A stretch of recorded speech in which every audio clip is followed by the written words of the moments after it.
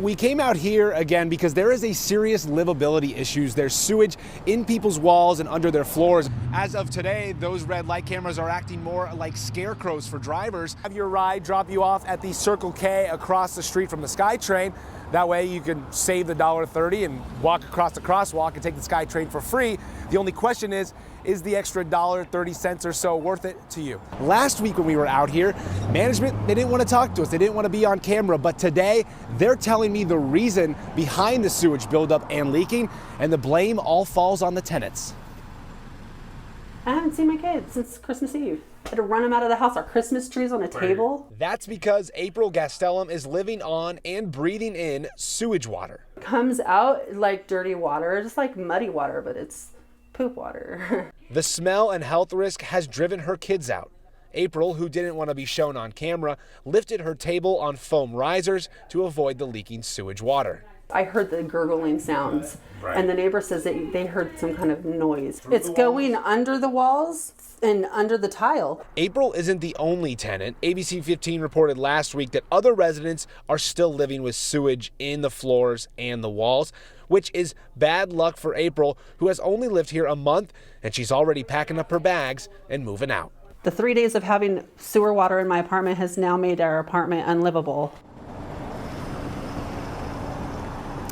The corporate management and on-site management tell us the reason is because tenants here are flushing non-biodegradable things down their toilets like baby wipes and hygiene products.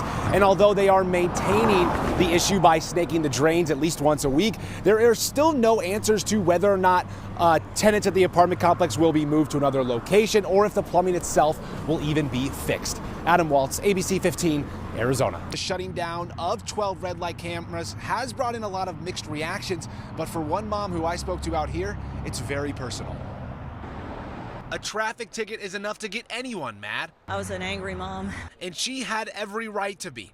Barbara Hoffman's 14-year-old son hit and killed by a red light runner in 2004. He waited till the light turned green, and when he took off, someone ran the red light and hit him in the intersection. Today, she's pounding the pavement with Phoenix City Council member Deborah Stark. I am here peacefully protesting the taking down of our red light cameras. Because all Phoenix red light cameras are off. We are the red light running capital of the United States. Stark chose this intersection for a reason. At 7th Street and Bell, more than 3,000 red light tickets were given out in 2019.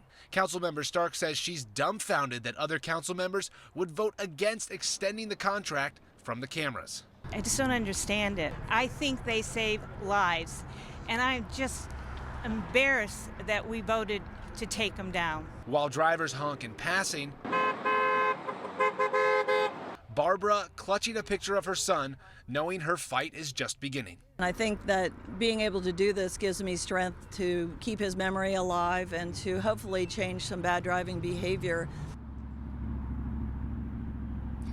Now, I reached out to some of the council members who voted against renewing the contract, and they were unavailable for comment today. The city does have a request for proposal out, but Councilmember Stark says these cameras, they could be shut down. It's looking like they're going to be shut down for at least 4 months. Adam Waltz, ABC 15, Arizona.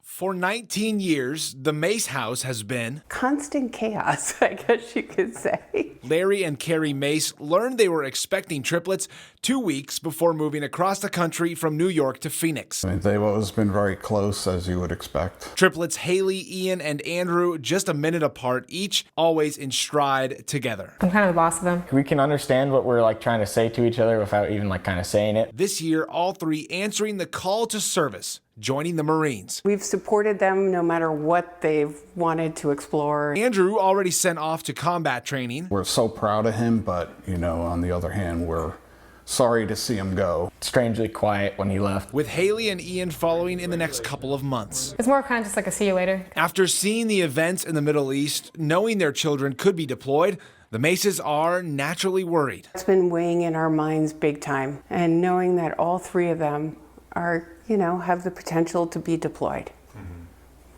That's a tough thing for a mom. Mainly support for the people who are getting deployed there now, and just basically do what I have to do. The soon-to-be empty nesters also preparing for their new life. They probably enjoy the quietness of no arguing or screaming across the house. We're thinking of downsizing. Adam Waltz, ABC 15, Arizona.